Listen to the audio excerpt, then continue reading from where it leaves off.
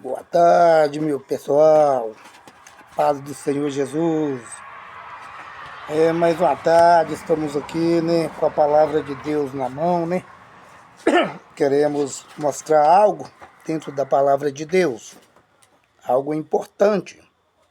Irmãos, sabemos que apóstolo Paulo, ele foi um dos que mais escreveu, né, várias cartas dentro da Bíblia. Este apóstolo Paulo mesmo, ele era um camarada da lei, né? Camarada que corrigia muito na lei. Mas um certo dia, né, ele foi se encontrado caído no caminho de Damasco, a presença de um anjo que apareceu para ele caiu. Desse dia, ele se converteu a Deus. Falando mais rápido aqui, né, porque os irmãos já conhecem toda a história. Então ele se converteu a Deus e daí para cá começou a escrever as cartas.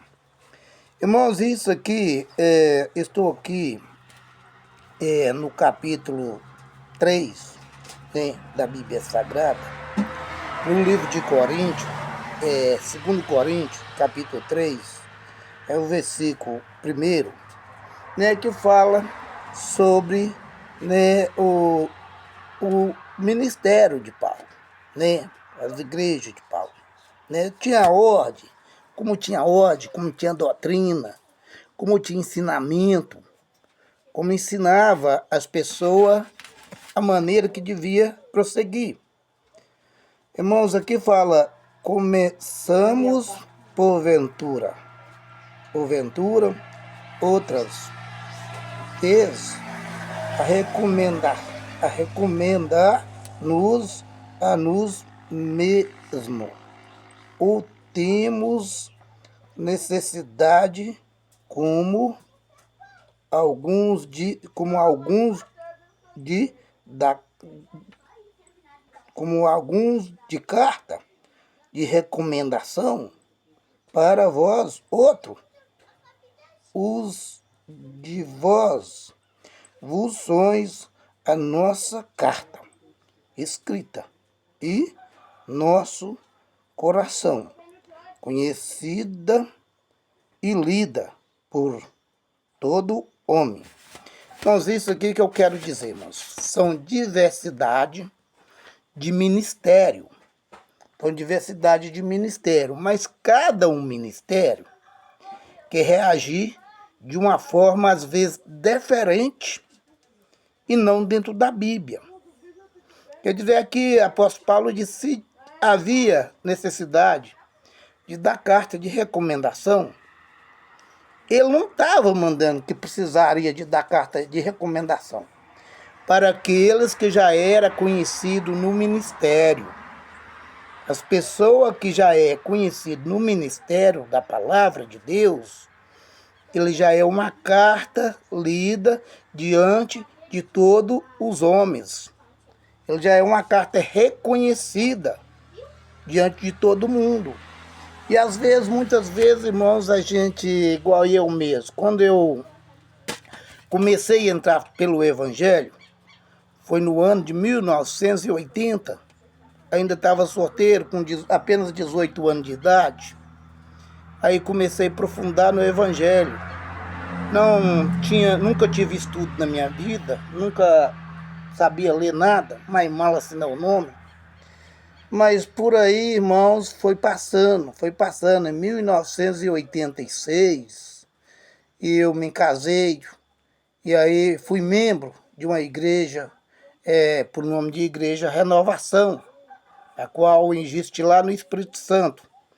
E fiquei por ali, irmãos, um ano. Mas depois eu vindo embora para cá, na nossa região, para os matos, ainda não existia evangelho. Em 1986, ainda não existia ninguém que pregava a palavra de Deus. Mas por um certo tempo fiquei afastado das coisas de Deus. Aí voltei a fumar, voltei a beber. Fiquei 7 anos, como Nabucodonosor, 7 anos no campo. sendo regrado pelo sereno, pelo orvalho que caía do céu, no mundo de pecado. Me envolvi muito com bruxaria, com feitiçaria, muito com vício, muito com jogo. A minha vida foi uma derrota. Durante 7 anos foi uma derrota que eu nunca tive na minha vida, como esses 7 anos que eu passei. Muito sofrimento, muita lida. Então, irmãos, mas só que um certo dia eu me acordei para a vida. Me acordei para a vida e voltei para a igreja.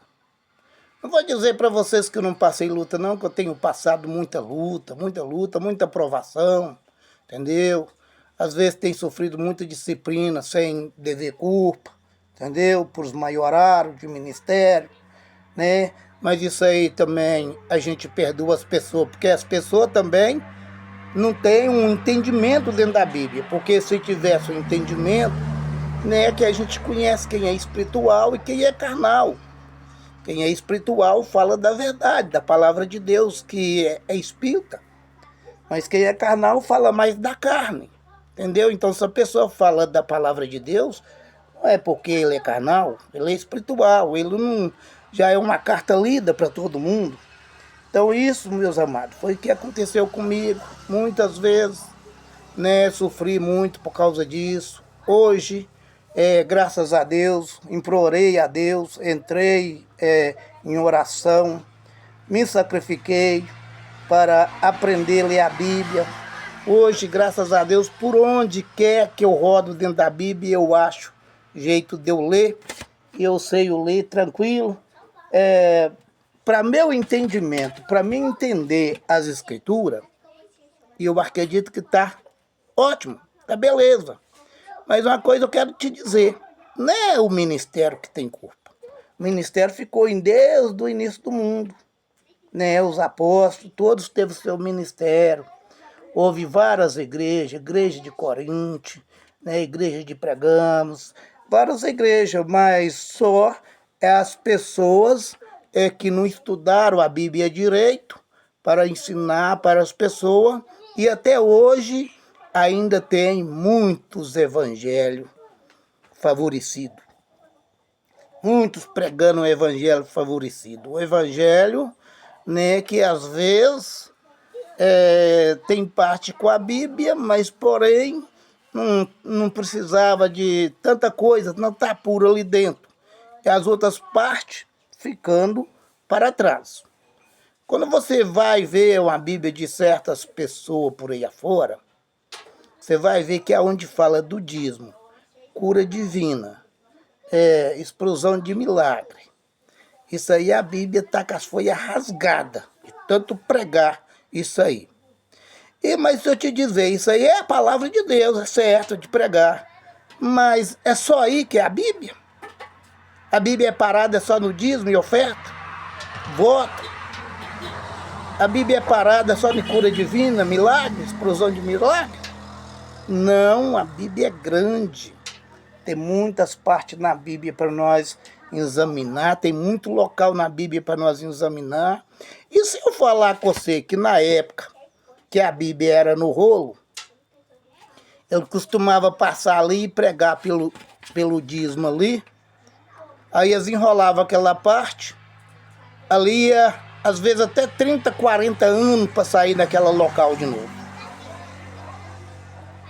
Não era buzinado todo dia, não. Todo dia você buzinar a mesma palavra, não.